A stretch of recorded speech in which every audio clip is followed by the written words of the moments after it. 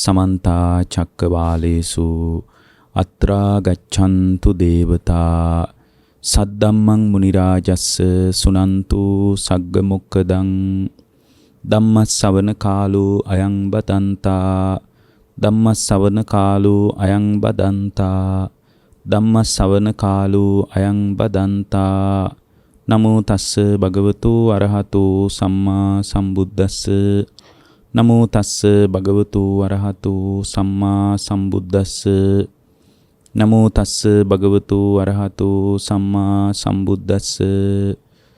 ඒ අපගේ ශාස්ත්‍රූ සම්මා සම්බුදුරජාණන් වහන්සේට අප හැම දිනාගේම নমස්කාරය වේවා.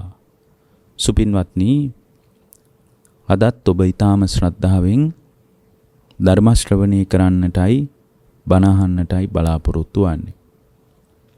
අද මේ උතුම් දේශනාවේ දායකත්වයෙන් කටයුතු කරන්නේ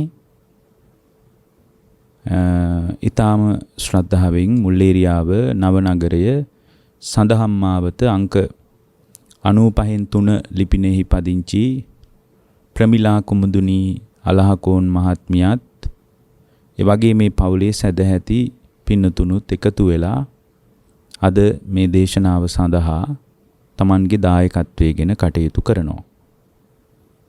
ප්‍රමිලා කුමුදුනී අලහකෝන් මහත්මියගේ අරමුණු සිහි කරලා දේශනාව අවසානයේ පුණ්‍යානුමෝදනා කරන්නට බලාපොරොත්තු වෙනවා.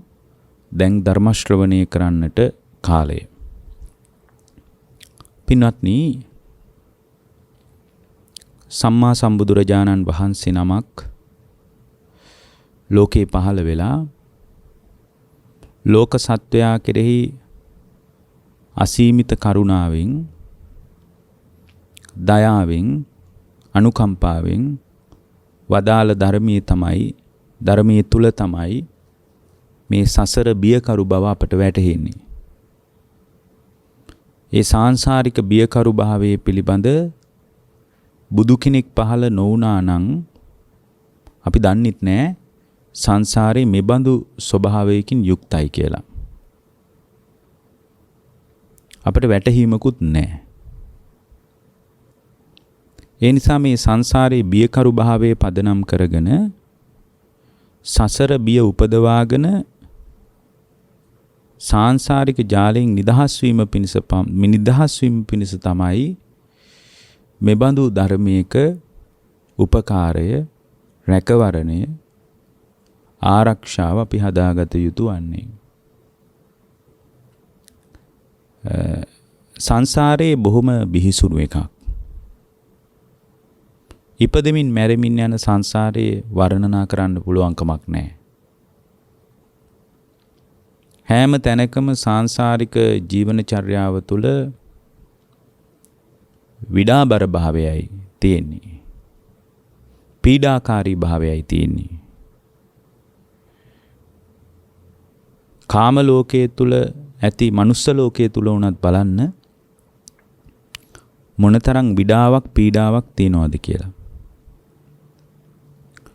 ජීවිත තෘෂ්ණාව තියෙන නිසා එබඳු විඩාවක්, එබඳු පීඩාවක් තියනවා කියලාවත් ගොඩක් දෙනෙක් පිළිගන්න ලෑස්ති නැහැ. එහෙම පිළිගන්න මිනිස්සු ලෑස්ති නැත්තේ වෙන මොකුත් නිසා නෙමෙයි. මිනිස්සු එහෙම පිළිගන්න ලෑස්ති නැත්තේ පින්වත්නි හැම මිනිස්සෙකුටම පවතින ජීවිත තෘෂ්ණාව නිසා. අපි හැම කෙනෙකුටම ජීවිත තෘෂ්ණාවක් පවතිනවා. ඒ ජීවිත තෘෂ්ණාව නිසාම මෙබඳු සංසාරයක මෙබඳු විඩාබර භාවයක් පවතිනවා කියලා වුණත් එයා පිළිගන්න කැමති නැහැ. ඒ නිසා ඊට බිහිසුණු භයානක සංසාරයකයි අපි නැවතිලා ඉන්නේ. මේ සාංශාරික දුක බුදුරජාණන් වහන්සේගේ ශ්‍රාවකෙක් හොඳට ඉගෙන ගන්න ඕන. ඒක හොඳට තේරුම් ගන්න ඕන. තේරුම් අරගෙන ඊට විකල්පයක් විදියට තමයි ධර්මයේ පැත්තට එන්න අවශ්‍ය වන්නේ. ඒකට පුද්ගලයා තුළ පවතින ක්ෂණ සම්පත්තිය හරියට උදව් කරනවා. මේ මොහොතේ ධර්මය ඊතා සිහිනුවණින් අහගන්න පුළුවන් මට්ටමට ඉන්ද්‍රියන්ගේ යථා පරිදි පැවැත්ම හරි උදව්වක්. ඒ ඉන්ද්‍රියන්ගේ යථා පරිදි පැවැත්මත් එක්කම ඊතා සිත්සේ පහසුවෙන් මේ ධර්මය අහන්න ලැබෙන එක, මේ ධර්මයේ කියව ගන්න ලැබෙන එක, මේ ධර්මයේ තේරුම් ගන්න ලැබෙන එක විශාල යහපතක්. ඒක සුළුපටු යහපතක් නෙමෙයි. විශාල යහපතක්. එනිසා මේ භයානක සංසාරේ ක්ෂණ සම්පත්තියක වටිනාකම පහදාගෙන ඒ ක්ෂණ සම්පත්තිය ඊටාම හොඳින් තේරුම් අරගෙන ඒ ක්ෂණ සම්පත්තිය තුලින් නැගී ඉඳලා ක්ෂණ සම්පත්තියම ඉදිරියට දියුණු කරගෙන ගිහින් මේ සොඳුරු බුද්ධෝත්පාදයේ තුල සද්ධර්මයක් ලැබී තිබෙන අවස්ථාවක භයානක සංසාර ගමනේ විටක പ്രേත ලෝකවලත් විටක නිරයෙත් විටක සතර අපායෙත් විටක අවීචියෙත් විටක දිව්‍ය තලවලත් විටක අසුර ලෝකෙත් විටක මේ මනුස්ස ලෝකෙත් ඉපදෙමින් සසර කරක් ගහමින් යන ජීවිතය තුළ මනුස්ස ජීවිතයක් ලැබුණ අවස්ථාව ගැන අපි සතුටු වෙන්න ඕන විතරක් නෙමෙයි අතිශය සතුටටපත් වෙන්න ඕන. හේතුව මනුෂ්‍යත්වයේ පමණක් නොව ක්ෂණ සම්පත්තියද ශ්‍රී සද්ධර්මයේද බුද්ධෝත්පාදයේද අවබෝධය සඳහා යම්තාක් උපකාර වන කාරණායද සියලු කාරණා සහිතව ඉපදීම අපි ලබාගත් විශාල වාග්යක් විදිහට අපි සලකන්න ඕන. ඒ නිසා පින්වත්නි හොඳට අපේ ජීවිතය තුළ මේ මොහොතේ එළඹ සිටි සිහියකින් යුතුව සිහි මුලා නොවි. ඒකට කියන්නේ මොකද්ද? මුට්ටස්සතිස්ස කියලා. මුට්ටස්සති භාවයටපත් නොවි පින්වත්නි මේ ධර්මයත් සමග ගනුදෙනු කරන්න ආදාදම පටන් ගන්න ඕන.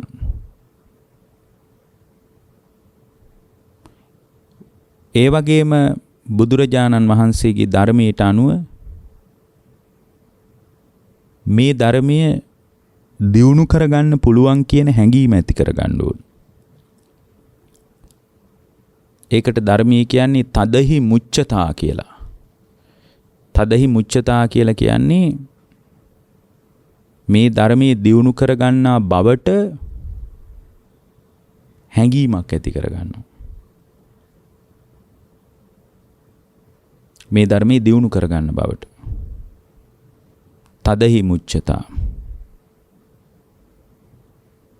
එතකොට මේ ධර්මයේ දියුණු කරගන්න බවට හැඟීමක් ඇති කරගෙන සිහිය පිහිටුවාගෙන බොහෝම සතිමත් භාවයකින් යුතුව පින්වත්නි ඉදිරියට ධර්මයේ දියුණු කරගෙන යන්නයි තියෙන්නේ. ඒ කුසලතාවේ අපි සෑම වෙලාවකම පින්වත්නි ගොඩනගා ගැනීම පිණිස වැඩපිළිවෙලක් වුවමනාවක් හදා ගැනීම පිණිස ආධ්‍යාත්මික ප්‍රවේශයකින් නැගී හිටින්න අවශ්‍යයි.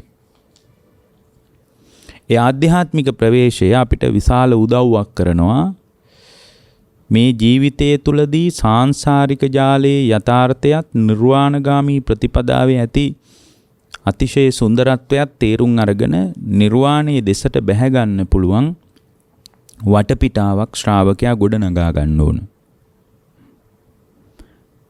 එතකොට මේ ගොඩනගා ගැනීමත් එක්ක තමයි පින්වත්නි ඒ පුද්ගලයා තුළ සම්පූර්ණයෙන්ම ධර්මාවබෝධයේ පැත්තට ගොඩ නැගෙන්නේ.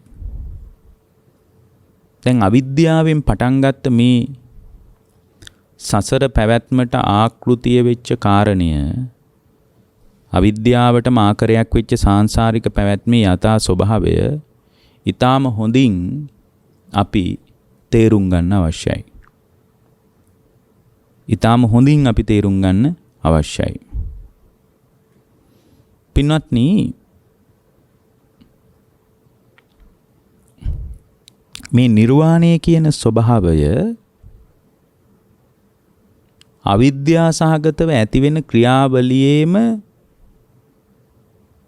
ඒ කියන්නේ අවිද්‍යා සහගතව ඇතිවෙන ක්‍රියාවලිය තුලම ලබන අත්දැකීමේ ප්‍රතිඵලයක්. අවිද්‍යා සහගත ක්‍රියාවලිය තුල ලබන අත්දැකීමක් තියෙනවනේ. මොකක්ද ඒ අත්දැකීම? ඒ අත්දැකීම තමයි ජරා මරණ. අපි අත්දකින්නවනේ ජරා මරණ දුකක්. අන්නේ ජරා මරණ ස්වභාවය ඉදිරියේ මේ ජරා මරණයන්ට විකල්පයක් හැටියට තමයි එතනින් ඉදිරියට ඒ පුද්ගලයා තුල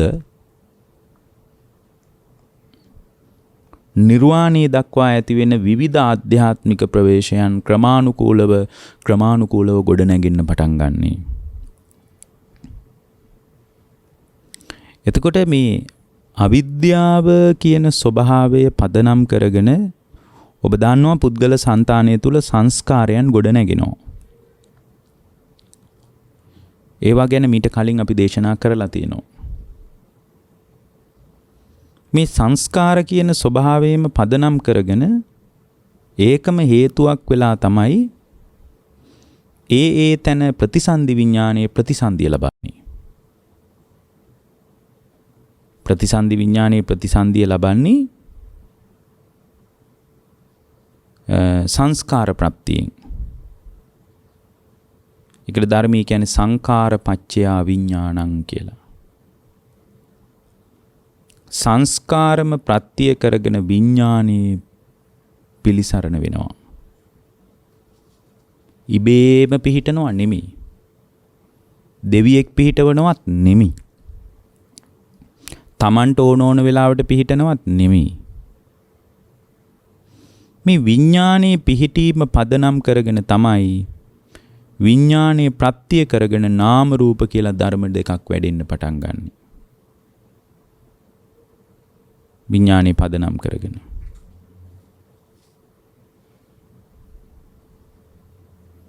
මේ නාම රූප කියන ධර්ම දෙක වැඩෙනකොට නාම රූප කියන ධර්ම දෙක වැඩිම පදනම් කරගෙන ඒ පුද්ගලයාගේ సంతానගතව චිත්ත සංතානිය තුල ඔබ දන්නවා ආයතන ගොඩ නැගෙනවා. චක්කායතනය, සෝතායතනය, ගානායතනය, මේ ආයතන ගොඩ නැගෙනවා. දැන් මම මේ කියාගෙන ඉන්නේ මොකද්ද? අවිද්‍යාවෙම දිගුවක් විදියට නිවන මුණ ගැහෙනවා කියන එකයි. දැන් බලන්න මේ අවිද්‍යාසහගත ක්‍රියාවලියේදී එක්තරා තැනකදී අපි මේ අවිද්‍යාසහගත ක්‍රියාවලිය පිළිබඳ අතෘප්තිමත් වෙනවා. ඒ අතෘප්තිමත් භාවය ඇති වෙන්නේ සංසාරේ බියකරු භාවයේ තේරුම් ගැනීමත් එක්කයි. සංසාරේ බියකරු භාවයේ තේරුම් ගැනීමත් එක්කම සංසාරයේ පිළිබඳ මහා අතෘප්තිකර හැඟීමක්, අතෘප්තිකර භාවයක් උපදිනවා. ඒ අතෘප්තිකර භාවයේ තුලින් ඉදිරියට නිර්වාණගාමී මාර්ගයේ මුණ ගැහෙනවා. එහෙමනම් අවිද්‍යා සහගත ක්‍රියාවලියේම එක්තරා දිගුවක් විදියටයි නිර්වාණගාමී මාර්ගයේ මුණ ගැහෙන්නේ. මේක වැරදි විදියට අල්ලගන්න එපා. අවිද්‍යා සහගත ක්‍රියාවලියට විකල්පයක් විදියට දිගුවක් විදියටයි ඔය බලන්නක උපනිෂ සූත්‍රයේම ඔක ලස්සනට පැහැදිලි කරලා තියෙනවා. දිගුවක් විදියටයි අවබෝධයේ පැත්තට ශ්‍රාවකයා නැමෙන්නේ. ඒකට හේතුව මේ අවිද්‍යා සහගත ක්‍රියාවලිය පිළිබඳ අතෘප්තියක්, අසහනයක්, පීඩාකාරී භාවයක් Tamanට දැනෙන්න පටන් ගන්නවා. එබඳු තත්වයක් Tamanට දැනෙනකොට, එබඳු ස්වභාවයක් Tamanට දැනෙනකොට ඒ දැනෙන ස්වභාවය දැනින්නේ මූලික බුදුරජාණන් වහන්සේගේ කියවීමත් එක්ක. ඒ කියන්නේ සංසාරේ බියකරු භාවයේ පිළිබඳ බුදු කෙනෙක් මතු කරන පණිවිඩයත් එක්ක තමයි Tamanට තේරෙන්නේ මේක හෝද මඩේ දානවා වගේ වැඩක් තමයි මෙතන සිද්ධ වෙන්නේ. හැම වෙලාවකම ජරා මරණ දුක, නැවත නැවත ජරා මරණ දුක මේ විදියට ගොඩ නැගි යන ජීවන චර්යාව තුළ සාංශාරික ජාලයේ එක්තරා දිගුවක් විදිහට, ඒකට විකල්පයක් විදිහට සංසාරයේ බියකරුභාවයේ තේරුම් ගැනීම මත තමයි එයා එතනින් ඉදිරියට අරහත්ත්වයේ දක්වා යන ආධ්‍යාත්මික ප්‍රවේශය කරා ගොඩ නැගෙන. ඔන්න බලන්න ඒක ගොඩ නැගෙන විදිය. දැන් නාම රූප ධර්මයන් මතු වුණාම නාම රූප ධර්මයන් නිසාම අපි දන්නවා නාම රූප ධර්මයන් එකතු වෙච්ච තැනක එතන ආයතන හැදෙනවා. ඇස සම්බන්ධ නාම රූප ධර්මයන් එකතු වෙනකොට එතන චක්ක ආයතනය. කන සම්බන්ධ නාම රූප ධර්මයන් එකතු වෙනකොට එතන සෝත ආයතනය. දිව සම්බන්ධ නාම රූප ධර්මයන් එකතු වෙනකොට ඒක ජීවහා ආයතනය. නාසය සම්බන්ධ නාම රූප ධර්මයන් එකතු වෙනකොට ඒක ගාහන ආයතනය. කය සම්බන්ධ නාම රූප ධර්මයන් එකතු වෙනකොට ඒක කාය ආයතනය. මනස සම්බන්ධ නාම රූප ධර්මයන් එකතු වෙනකොට ඒක මාන ආයතනය. එහෙමනම් මේ ආයතනික ස්වභාවය නාම රූප ධර්මයන් නිසා ගොඩ නැගෙනවා. දැන් මේ කතාවත් අපි දන්නේ නැහැ.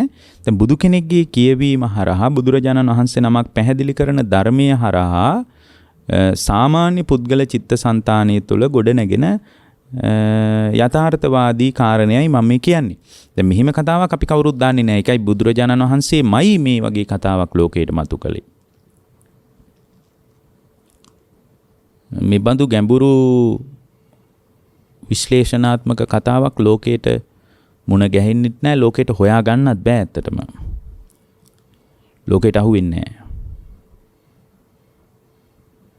එතකොට අපි මේ කාරණා ඔස්සේ අපි දැනගන්න ඕන, තේරුම් ගන්න ඕන දෙයක් තියෙනවා. ඒ තමයි දැන් බලන්න මෙතනින් එහාට යනකොට ඒ පුද්ගලයා තුල ගොඩනැගෙන ඉහළ ආධ්‍යාත්මික ප්‍රවේශයන් තුල අපි තේරුම් ගත යුතු ගැඹුරු සත්‍යයක් පේන්න තියෙනවා. ඒ තමයි පින්වත්නි, දැන් මේ විදියට ආයතන ගොඩනැගෙනකොට, සලායතන ඇති වෙනකොට මේ ආයතන හැදීම මත මේ ආයතන වල ස්පර්ශය සිද්ධ වෙනවනේ.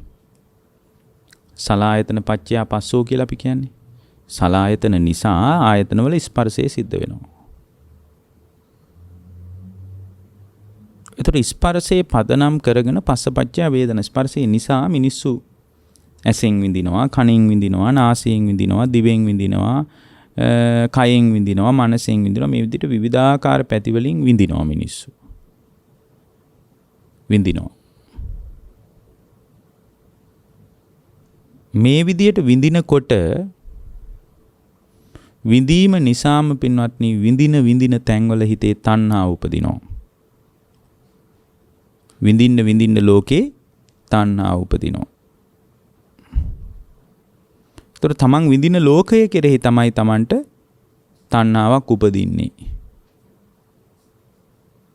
ඒතර විඳින දේවල් කෙරෙහි තමන්ගේ හිතේ තණ්හාව උපදිනකොට, ඇසෙන් රූප විඳිනකොට චක්කු සම්පස්සජා වේදනාව නිසා රූප තණ්හා ඇති වෙනවා. කනෙන් ශබ්ද විඳිනකොට සෝත සම්පස්සජා වේදනාව නිසා ශබ්ද තණ්හා උපදිනවා.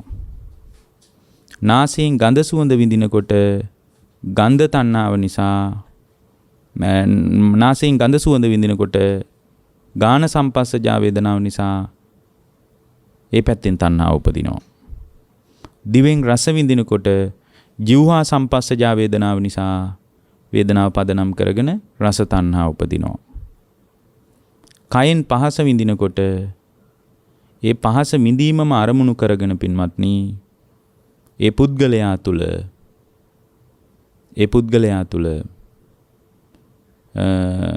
අභ්‍යන්තර ජීවිතය තුලදී අභ්‍යන්තරිකව පොට්ටබ්බ තණ්හා උපදිනවා. මනසින් අරමුණු වින්දනය කරනකොට, ධර්මයන් වින්දනය කරනකොට ඒ කාරණේ පදනම් කරගෙන ධම්ම තණ්හා උපදිනවා. මේ විදිහට තමයි සාමාන්‍යයෙන් තණ්හා උපදින්නේ. දැන් මේ විදිහට තණ්හා උපදිනවා කියලා අපි දැනගත්තේ කොහොමද? ඒතර මේක දැනගත්තේ බුදුරජාණන් වහන්සේගේ කියවීම තුලින් මිසක් අපිට මොකක්වත් ප්‍රායෝගික අවබෝධයක්වත් අපිට ප්‍රායෝගික දැනීමක්වත් මොකක්වත් අපිට ඇති වෙලා නැහැ. අපි දන්නෙත් නැහැ මේ බඳු ස්වභාවයක් ගැන අපිට හරියට හැඟීමක් නුවණක් නැහැ පින්වත්නි. මේ විදියට ලෝකය ගොඩනැගෙනකොට මේ ගොඩනැගිච්ච ලෝකය තුල පින්වත්නි මේ ගොඩනැගිච්ච ලෝකය තුල සෑම වෙලාවකම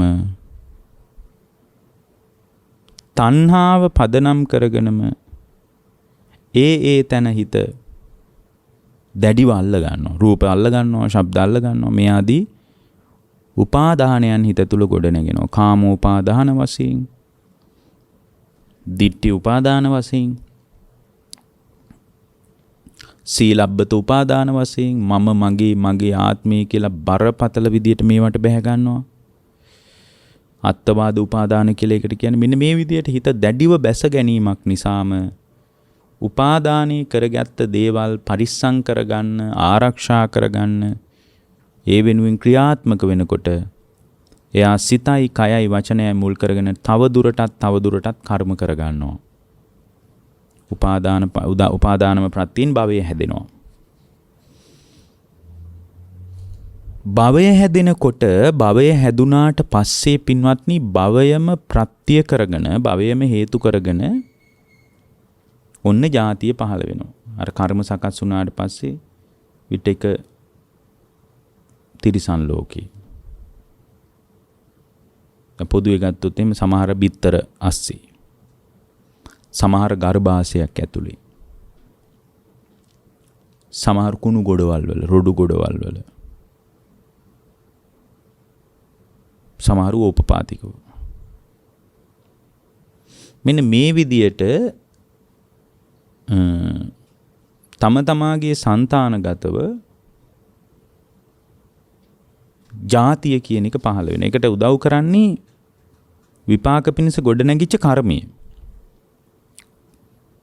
ඒතර ඒ ජාතියට අනුව ඒ ජාතියේ ස්වභාවයට අනුව පින්වත්නි අපිට ජරා මරණ දුකට මූණ දෙන්න වෙනවා. ඒක ජාතියේ ස්වභාවයට අනුව වෙන දෙයක්. ජාතියේ ස්වභාවයට අනුව අපිට නොඑක ආකාරයේ ජරා මරණ දුක්ඛ ස්කන්ධයන්ට අපිට විවෘත වෙන්න වෙනවා, මුහුණ දෙන්න වෙනවා. එතකොට මේ ජරා මරණ දුකට අපි මුහුණ දෙනකොට පින්වත්නි මේක තමයි අපි මුහුණ දෙන දුක. එතකොට මේ දුක කේන්දරයේ නිසා ඇති වුණා කියලා අපිට දැන් පේන්නේ නැහැ. නැකතක් නිසා ඇති වුණා කියලා අපිට පේන්නේ නැහැ. දෙයියෝ නිසා ඇති වුණා කියලා අපිට පේන්නේ නැහැ. මොකක් නිසා මේ දුක ඇති වුණා කියලාද පින්වත්නි අපිට පේන්නේ? මේ දුක ඇති වුණේ කුමක් නිසාද? මේ දුක ඇති වුණේ පින්වත්නි වෙන කවරක්වත් නිසා නෙමෙයි. උපන් නිසා. එහෙමනම් හොඳ තැනක ඉපදුනා කියලා අවුල විසඳෙන්නෙත් නැහැ. දැන් ලංකාවේ ඉපදිච්ච සමහර මිනිස්සු කියනවා ලංකාවේ ඉපදුන්නේ නැත්තම් හොඳයි. වෙන රටක ඉපදුනා නම් හොඳයි.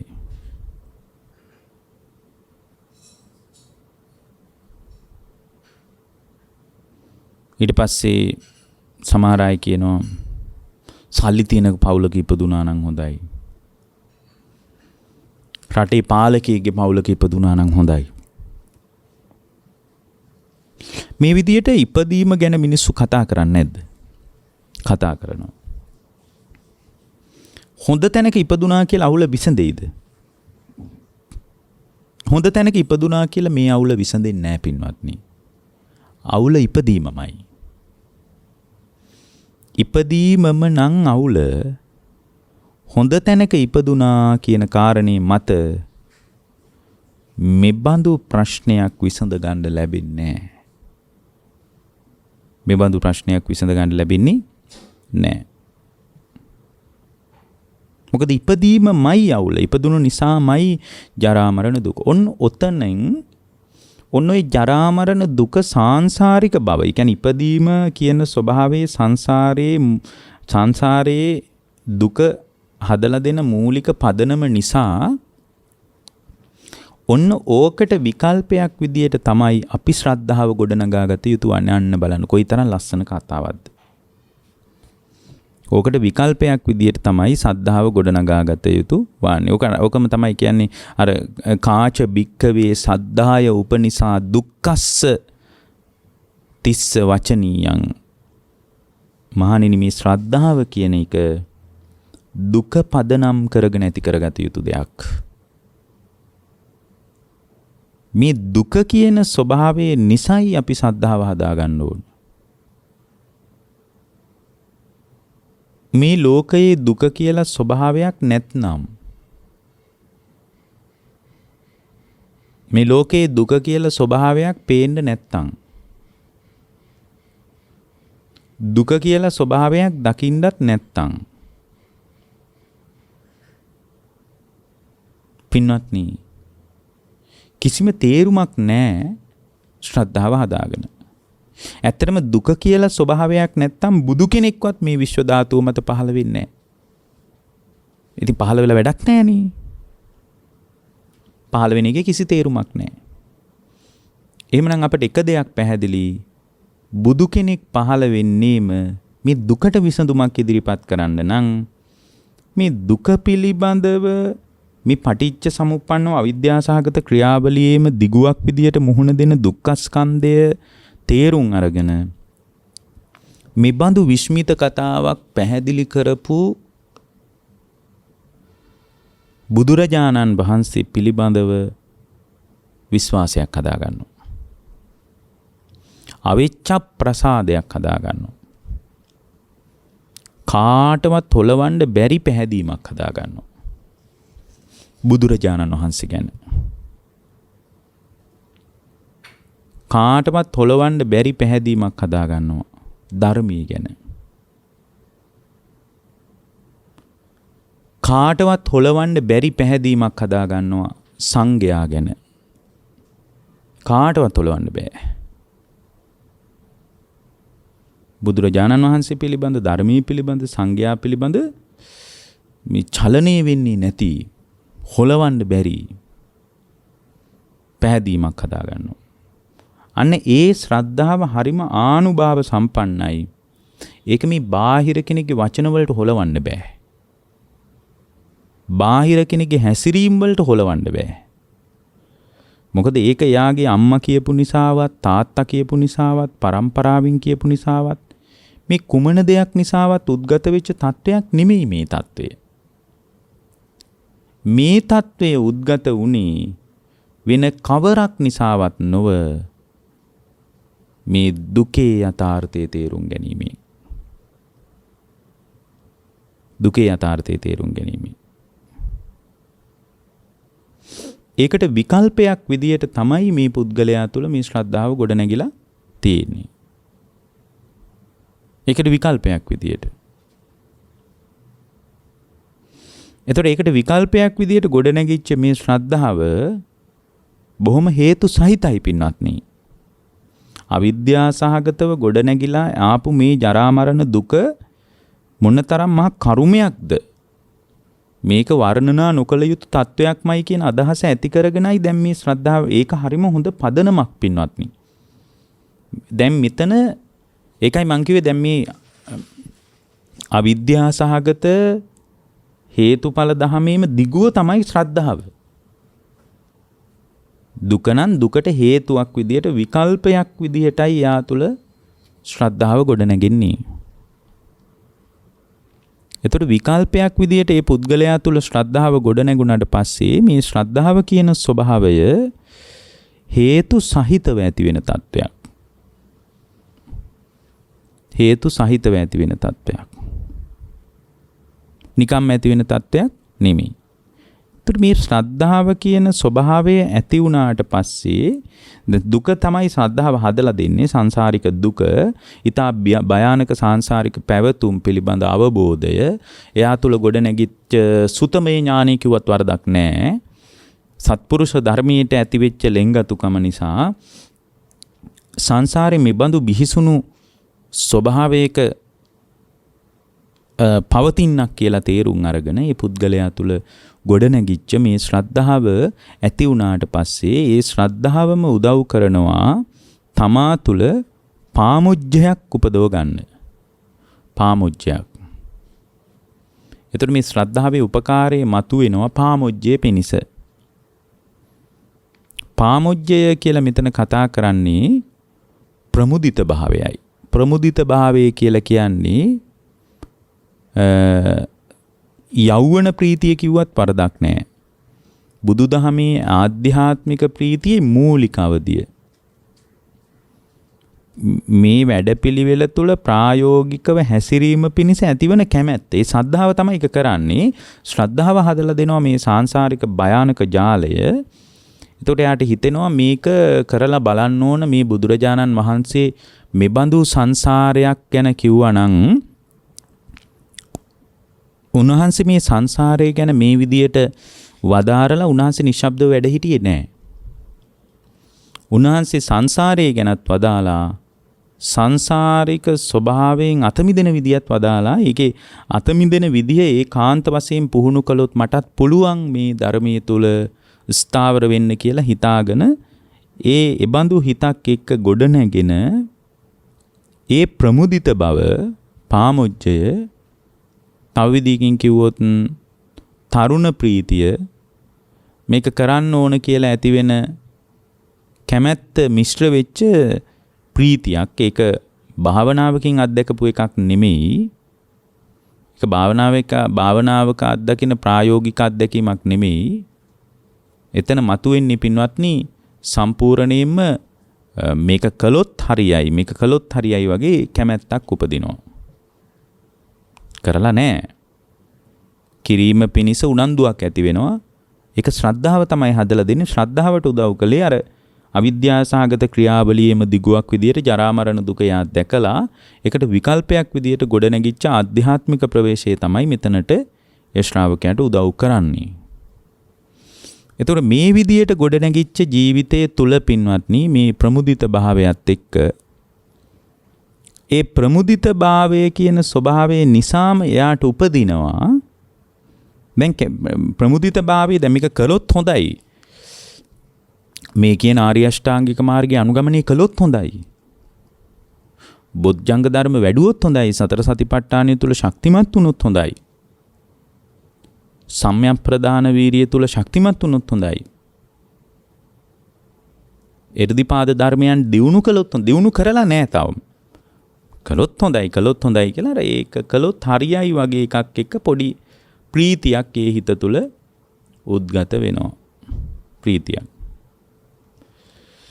ඒකට අපි කියන්නේ පාමුජ්ජය කියලා. පාමුජ්ජය. ප්‍රමුදිත භාවය. කිරීම පිණිස ඇති කැමැත්ත මිශ්‍රිත ප්‍රීතිය. කැමැත්ත මිශ්‍ර වෙච්ච ප්‍රීතිය. කළොත් හරියයි වගේ ඇතිවෙන ප්‍රීතිය. අන්නේ ප්‍රීතියත් එක්ක කරලා නැති කළොත් හරියයි වගේ කියලා හිතෙන පාමුජ්ජයත් එක්ක පින්වත්නි එයා මේ ධර්මයට ක්‍රමානුකූලව බැහැ ගන්නවා.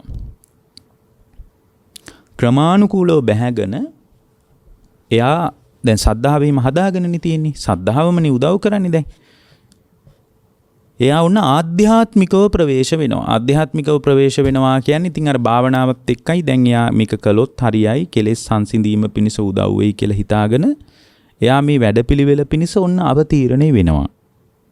අවතීර්ණේ වෙනකොට පින්වත්නි අවතීර්ණී වෙච්ච තැනක ඒ පුද්ගලයා තුල හොඳට මොකක් හරි කර්මස්ථානයක් ඉගෙනගෙන මොකද බුදුරජාණන් වහන්සේ කිරියේ ඇතිවෙච්ච ශ්‍රද්ධාව එයා තුල සැලකිය යුතු දහම් දැනුමක් හදනවා. ඒ ශ්‍රද්ධාව නිසානේ අදත් මේ දේශනාවට ඔබ කන් දෙන්නේ. මේ බණ ටිකට ඔබ කන් දෙන්නේ ඔබ තුල පවතින ශ්‍රද්ධාව නිසාමයි. එතකොට ඔබ තුල යම්කිසි අවබෝධයේ පිණිස ධර්මාවබෝධයේ පිණිස උපකාරාර්ථයෙන් වැදගත් වන දහම් පරයයක් පිළිබඳ හැඟීමක් තියෙනවා. ඒ කියන්නේ සුතමේ ඥානයත් යම් තාක් දුරට තියෙනවා. ඒත් එක්ක මෙයා අහගත්ත භාවනාමය අත්දැකීමක් පදනම් කරගෙන එයා ඒක ක්‍රමානුකූලව පුහුණු කරන්න පටන් ගන්නවා. ක්‍රමානුකූලව පුහුණු කරන්න පටන් ගන්නවා. මොකද ඒක කළොත් හරියයි කියන විශ්වාසය තිබ්බනේ පාමුජ්ජේ. කරනකොට පින්වත්නි විතර්ක, විචාර, ප්‍රීතිය, සුඛය මෙන්න මේ විදිහට අපි කතා කරන භාවනාවක ලැබෙන අත්දැකීමක ලැබෙන මූලික අත්දැකීම වෙච්ච සිතේ සංසිඳීමත් එක්ක ඇවිස්සි හිතිබ්බ හිත සංසිඳීමත් එක්ක පින්වත්නි නික්කම්මයට බර, කාමයට බර නැති ප්‍රීතියක් ඒ හිත තුල උපදිනවා. ප්‍රීතියක් ඒ හිත තුල උපදිනවා.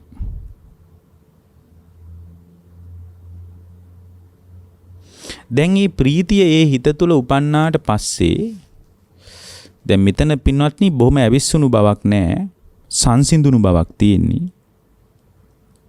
නික්කම්මයට බරයි, කාමයට බර නැහැ. නික්කම්මයට බර වෙච්ච ඇවිස්සුණු බවක් නැති හිතේ සංසිඳීමත් එක්ක දැන් මේ හිතේ ප්‍රීතියක් උපන්නවා. ආනාපාන සතිය හරි මොකක් හරි කමක් නැහැ භාවනාවක්. බුද්ධානුස්සතිය හරි, ඉරියාපත භාවනාව හරි, ධාතු මනසිකාරයේ හරි මොකක් හරි භාවනාවක් කරනකොට යාට මේ අර හිත සංසිඳීමත් එක්ක ඇවිස්සුණු බවක් නැතිකම නිසාම ප්‍රීතියක් උපන්න. ඒක අර ඇවිස්සුණු බවත් එක්ක ඇති වෙන ප්‍රීතිය වගේ එකක් නෙමෙයි පින්වත්නි. ඔන්න මේ ප්‍රීතිය උපන්න. දැන් යාට විශ්වාසයක් තියෙනවා මේ හිත තුල කාමයන්ගේ ආස්වාදයේ අභිබවා ගියපු ගැඹුරු ආස්වාදයක් භාවනාව තුලින් උපදිනවා කියලා එයා දන්නවා. ගැඹුරු ආස්වාදයක් භාවනාව තුලින් උපදිනවා කියලා එයා දන්නවා පින්වත්නි. ඒ බඳු තත්ත්වයක් ගැන එයාට හැඟීමක්, අවධානයක් තියෙනවා. මොකද එයා ප්‍රායෝගිකව ඇවිස්සුණු බවක් නැති ප්‍රීතියක් අත්දැකලා තියෙනවා භාවනාව තුල. ඒ ප්‍රීතිය නිසා එයා භාවනාවට යොමු වෙනවා ඊට පස්සේ.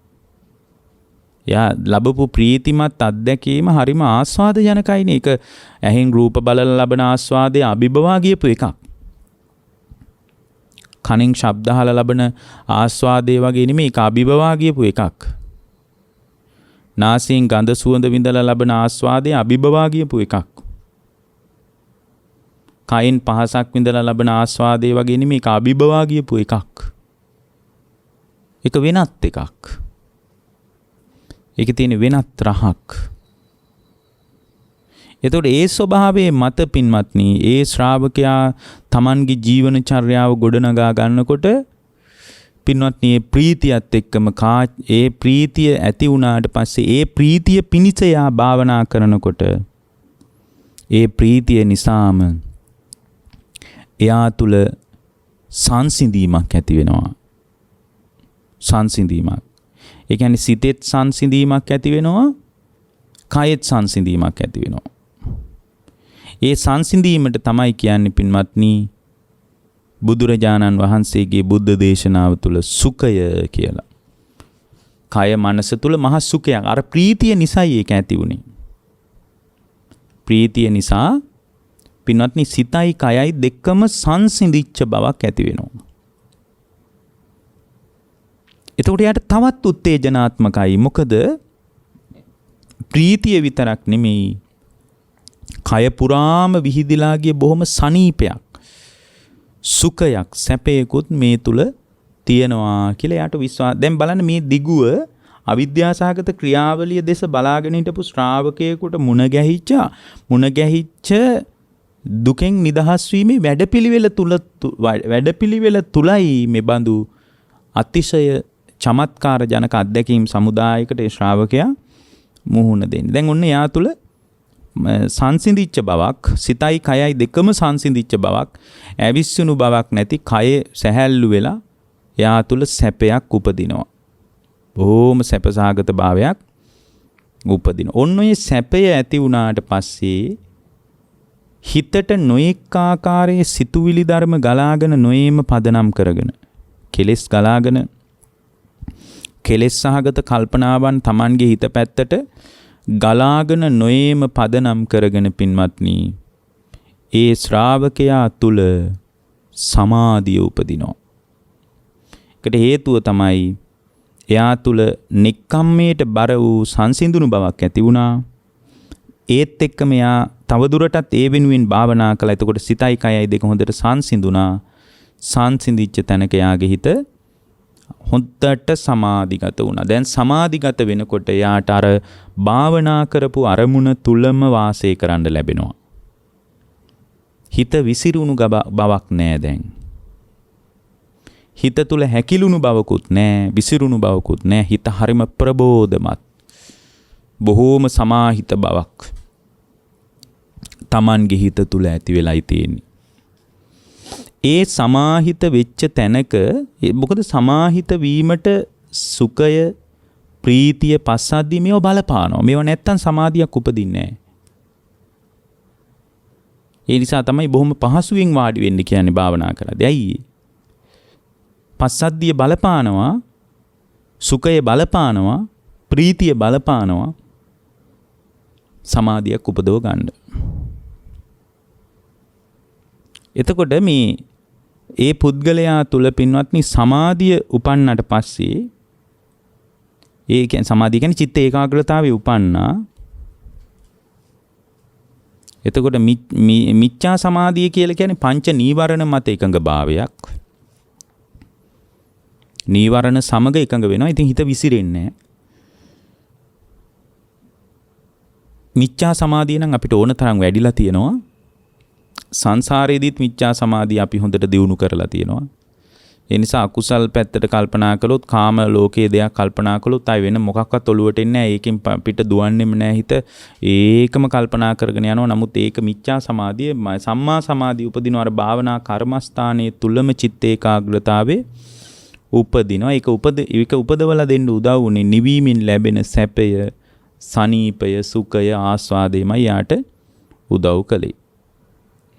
ඒතකොට ඒ විදියට යාගේ ජීවිතය තුළ සමාධිය උපන්නට පස්සේ දැන් අර භාවනා කර්මස්ථානයේ තුලමයි හිත. පුදුමාකාර චිත්ත ඒකාග්‍රතාවයක් යාගේ හිත තුල පවතින්නේ.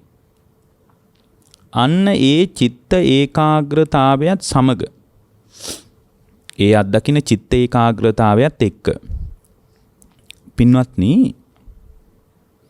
ඒ විදියට පවතින චිත්ත ඒකාග්‍රතාවය අර භාවනා කර්මස්ථානීය තුල අත්දැකීමම තිවුර කරනවා. අපි හිතමු ධාතු මනසිකාරය කියලා. එතකොට යාට පේනවා ධාතු ටිකක්මයි, වෙන මොකක්වත් නැහැ. තර්ක විතර්ක මතවාද සංවාද මොකක්වත් නැහැ. ඒ භාවනා අරමුණ තුලම හිත පිහිටවලයි තියෙන්නේ. අන්න එතකොට ඒ සමාධිය පදනම් කරගෙන යථාභූත ඥානයක් උපදිනවා. යථාභූත ඥානය උපදිනකොට එයාට තේරෙනවා ඇත්ත කතාව. මොකක්ද? එයාට තේරෙනවා මේකනම් මම හිතපු සාරේ නෙවෙයිමයි. මම හිතපු සාරේ නෙවෙයිමයි. මෙතන පඨවි ධාතු කොටස් 20ක්මයි තියෙන්නේ. ආපෝ කොටස් 12ක්මයි තියෙන්නේ. පඨවි ආපෝ තේජෝ වායෝ ආකාශ විඥාන කියන ධාතු ටිකක එකතු වීමක්මයි. මෙතන නම් මං හිතන සාරය නෑ. මම මේ සාරයක් හරයක් කියලා හිතාගෙන හිටියට මේකේ නම් කිසිම සාරයක් නෑ කියලා හොඳට පේන්න පටන් ගන්නවා. හොඳට පේන්න පටන් ගන්නවා. එතකොට ඒක පේන එකට අපි කියනවා යථාභූත ඥානය කියලා. ඒකට උදව් කළේ මොකද? සමාධිය. සමාධියට උදව් කළේ මේ සිතේ කයේ සංසිඳිච්ච බව. ඒකට උදව් කළේ ප්‍රීතිය. ප්‍රීතියට උදව් කළේ පාමොච්චය. කළොත් හරියයි වගේ. ඒකට උදව් කළේ සද්ධාව. සද්ධාවට උදව් කළේ ජරා මරණ. ජරා මරණ වල ඇත්ත කතාව. ඒතර ජරා මරණ වල ඇත්ත කතාව තෝරගෙන යද්දී තමයි අවිද්‍යාවෙන් පටන් අරගෙන මේ ඇති වෙන ක්‍රියාවලිය සම්පූර්ණයෙන් තමන්ගේ හදවතින්ම දැක්කේ. මෙන්න මේ යථාභූත ඥානය කියන එකත් එක්ක පින්වත්නි ඒ යථාභූත ඥානය ඇති වෙනකොට එයාට මේ ලෝකයේ පිළිබඳ සම්පූර්ණයෙන්ම නිබ්බිදාවක් හට ගන්නවා. නිබ්බිදාවක්. නිබ්බිදාවට වචන නෑ පාලි හරියට. ඒකට වචනේ තෝරන්නේ කලකිරීම කියලා. නමුත් කලකිරීම කියනකොට අපේ ඔළුවට එකපාර බයක් තැති ගැනීමක් ඇති වෙන්නේ. කලකිරිනවා නම් අපෝ බෑ කියලා. ජොබ් එකක් නැති වුණාම ඇති වෙන කලකිරීම වගේ එකක් එහෙම නෙමෙයි මෙතන ඇති වෙන්නේ. අමනාප වීම නිසා, පෙම්වතුන්ගේ අමනාප වීම නිසා ඇති වෙන කලකිරීමෙන් සිය දිවිහානි කර ගන්නවා වගේ ඒ වගේ එකක් නෙමෙයි. මෙතන ඇති වෙන්නේ පින්වත්නි මේ ලෝකේ යථාර්ථය, මේ කයේ යථාර්ථය දැන ගැනීම මත මේ කය පිළිබඳ මම මගේ ආත්මය කියලා අල්ලගන්න දෙයක් නෑ නේද කියලා ඒ පුද්ගලයා තුල කලකිරීමක් තමයි උපදින්නේ. ඒක බොහෝම ප්‍රශස්ත දෙයක් පින්වත්නි. බොහෝම ප්‍රශස්ත දෙයක්. ඒ නිබ්බිදාවම පදනම් කරගෙන යා තුල විරාගයක් හට ගන්නවා. නොඇල්මක් හට ගන්නවා. මොකක් ගැනද? තමන්ගේම ස්කන්ධ ලෝකයේ පිළිබඳ නොඇල්මක් හට ගන්නවා. තමන්ගේ ස්කන්ධ ලෝකයේ පිළිබඳ නොඇල්මක් හටගත්ත තැනක ඒ නොඇල්මම පදනම් කරගෙන පින්වත්නි එයාගේ හිත තුල විමුක්තිය උද්ගත වෙනවා. විමුක්තිය කියලා කියන්නේ විමුක්තිය කියලා කියන්නේ එයාගේ හිත මිදෙනවා. මිදෙනවා. මේ රූප වේදනා සංඥා සංකාර ලෝකෙන් එයාගේ හිත මිදෙන. ඔන්න ඕකේ මිදෙන එක තමයි නිර්වාණය කියලා කියන්නේ. ලොකු කතාන්දර හෙව්වට. එතකොට මිදීම කියන ස්වභාවය ඇති වෙන්නේ පින්වත්නි කයේ ඥානය නිසා. කයේ ඥානය. ක්ෂය වීමේ ඥානය නිසා. ඒ ක්ෂය වීමේ ඥානය කියන්නේ අරහත් සිතට. අරහත් ඵලයේ හේතු කරගෙනම ක්ෂය වුණා කියලා නුවණක්. ක්ෂය වුණාට පස්සේ දැන් අර මිදීමක් ඇති වුණානේ. මිදීම නිසා මිදුණා කියලා නුවණක් පවතිනවා. ඒකටම අපි කියනවා ප්‍රතිවේක්ෂා ඥානය කියලා. රහතන් වහන්සේ තුල පවතින ප්‍රතිවේක්ෂා ඥානයක්. මොකද්ද? ඒකට කියන්නේ කායස්මින් කයේ ඥානං. ක්ෂය වීම පදනම් කරගෙන ක්ෂය වුණා කියලා නුවණක් ඇති වෙනවා. ක්ෂය වීමේ ඥානයක් උපදිනවා. එතකොට මේ ක්ෂය වීමේ ඥානය උපන්නේ පංචස්කන්ධය පදනම් කරගෙනයි. වෙන කිසිම දෙයක් පදනම් කරගෙන නෙමෙයි. එයා දැනගත්තේ පංචස්කන්ධයයි. එයා දැකගත්තේ පංචස්කන්ධයයි. ඥානතෝ පස්සතෝ. ඉති රූපං රූපස්ස සමුදය රූපසත්තංගමෝ කියලා රූපේ මෙසේ රූපේ ඇතිවීම මෙසේ රූපේ නැතිවීම මෙසේ කියලා මේ ඇතිවීම නැතිවීම රූප වේදනා සංඥා සංකාර විඥාන කියන ස්කන්ධයන් තුල ඇති කරගත්ත නුවණම තමයි එයා තුල ස්ථාවර වුණේ. ඒ ස්ථාවර වීමත් එක්ක තමයි මම මේ බඳු දුකකින් නිදහස් වුණා නේද? මම මේ බඳු දුකක් නිමා කළා නේද? මම මේ බඳු දුකකින් මේ බඳු දුකක් අවසන් කළා නේද කියලා ඒ පුද්ගලයා තුල විමුක්තියක් උපදින්නේ. ඒක බොහොම වැදගත් දෙයක්. කයේ ඥාන, ක්ෂය වීමේ ඥානයක්. ඒ ක්ෂය වීමේ ඥානය උපන්නේ ක්ෂය වීම නිසායි. ක්ෂය වීම කියන එක විරාගය නිසා උපන්නා. විරාගය නොයල්ම විරාගය පින්වත්නි නිබ්බිදාව නිසා උපන්නා. නිබ්බිදාව යථාභූත ඥාන දර්ශනය නිසා උපන්නා. යථාභූත ඥාන දර්ශනය සමාධිය නිසා උපන්නා. සමාධිය සුඛය නිසා උපන්නා. සුඛය පස්සද්ධිය නිසා උපන්නා. පස්සද්ධිය ප්‍රීතිය නිසා උපන්නා. ප්‍රීතිය පාමුජ්ජය නිසා උපන්නා. පාමුජ්ජය සද්ධාව නිසා උපන්නා. සද්ධාව දුක නිසා උපන්නා. දුක ඉපදීම නිසා ඇති වුණා. ඉපදීම විපාක පිණිස කර්ම හැදිච්ච නිසා ඇති වුණා. ඒක උපාදානයේ නිසා ඇති වුණා. උපාදානයේ තණ්හාව නිසා ඇති වුණා. තණ්හාව වේදනාව නිසා ඇති වුණා. වේදනාව ස්පර්ශය නිසා ඇති වුණා. ස්පර්ශය සලආයතන නිසා ඇති වුණා. සලආයතන නාම රූප නිසා ඇති වුණා. නාම රූප විඥානීය නිසා ඇති වුණා. විඥානීය සංස්කාර නිසා ඇති වුණා. සංස්කාර ආවිද්‍යාව නිසා ඇති වුණා. හරියට පර්වතයකට වහිනකොට පහත් බිම් වලට ගලාගෙන එනවා වගේ. දිය ඇලි පිරෙනවා වගේ, දිය අගල් පිරෙනවා වගේ, කුඩා වැව් පිරෙනවා වගේ, මහා වැව් පිරෙනවා වගේ, කුඩා ගංගා පිරෙනවා වගේ, මහා ගංගා පිරෙනවා වගේ, මහා සාගරය පිරෙනවා වගේ. මේ දුක ඇති වෙන විදියත් ලිහෙන විදියත් කොයි තරම් ලස්සනට කියලා තියෙනවද? ඔබ හැම දිනාටම මේ බියකරු සංසාරේ නිමාවීම පිණිස මේ දේශනාව උපකාර වේවා. පින්වත්නි, අද දේශනාවේ දායකත්වයේ ගැන කටයුතු කරනු ලබන්නේ මුල්ලේරියාව නවනගරයේ සඳහම් මාවත අංක 95න් 3 ලිපිනේ පදිංචි ප්‍රමිලා කුමුදුනී අලහකෝන් මහත්මිය සදැහැති දායකත්වයේ දරා තිබෙනවා. එයත් බලාපොරොත්තු වෙනවා මේ උතුම් ධර්ම දාණයෙන් ජනිත වන්නා වූ පුණ්‍ය කුසලානිසංස ධර්මයන් 2021 සැප්තැම්බර් මාසේ 9 වන දින පරලෝසපත් වෙච්ච සිරිල් මල්ලවාරච්චි පියාණන්ටත් 2022 ජූලි මාසේ 20 වන දින පරලෝසපත් වෙච්ච ගීගන ගමගේ සෝමාවතී මෑණියන්ගේ භවගාමී ජීවිතයේ සුවපත් වේවා, සංසාරගත ජීවිතයේ සුවපත් වේවා, ආයති භවයේ සුවපත් වේවා, සංසාර දුක් ගෙවා ලබන උතුම් මමා නිවන් පිණිසම මේ දේශනාමේ කුසල් හේතු වාසනා වේවා කියලා අදිෂ්ඨාන කරනවා. දේශකයන් වහන්සේ වෙච්ච අපටත් ආශිර්වාද කරලා තියෙනවා. විශේෂයෙන්ම දායකත්වයේ දරූ ප්‍රමිලා කුමුදුනී අලහකෝන් මහත්මියගේ නමින් මිය ගියා වූ සියලුම ඥාතීන්ට මේ කුසල් උපකාර වේවා. භවගාමී සසර සුවපත් වේවා, ආයති භවයේ සුවපත් වේවා. ජාත්‍ය ආදී දුක් වලින් නිදහස්ව ලබන උතුම් අමා නිවන් පිණිසම මේ දේශනාමේ කුසල් හේතු වාසනා වේවා කියලා අදිෂ්ඨාන කරනවා. ඥාති මිත්‍රාදීන්ටද මේ කුසල් උපකාර වේවා. සියලු දෙනාටම නිර්වාණ අවබෝධයේ පිණිස මේ කුසල් බලවත් වේවා කියලා අදිෂ්ඨාන කරලා තියෙනවා. දායකත්වයේ දකූ ප්‍රමිලා කුමුදුනී අලහකෝන් මහත්මිය ප්‍රදාන සදැහැති පින්නතුන්ටත් මේ උතුම් බුද්ධ ශාසනය තුලදීම වහවහ චතුරාර්ය සත්‍ය අවබෝධ වේවා කියලා අදිෂ්ඨාන කරනවා. කොරෝනා වසංගත තත්වයේ ඊටාම ඉක්මනින් තුරන් වෙලා හැම දිනාටම යහපත අභිවෘද්ධිය සිත සාන්තිය සැලසේවා. ලක්වාසී ලෝකවාසී හැම දිනාටම මේ උතුම් කුසල් නිවන් දොරටුවක්ම වේවා කියලා අදිෂ්ඨාන කරනවා.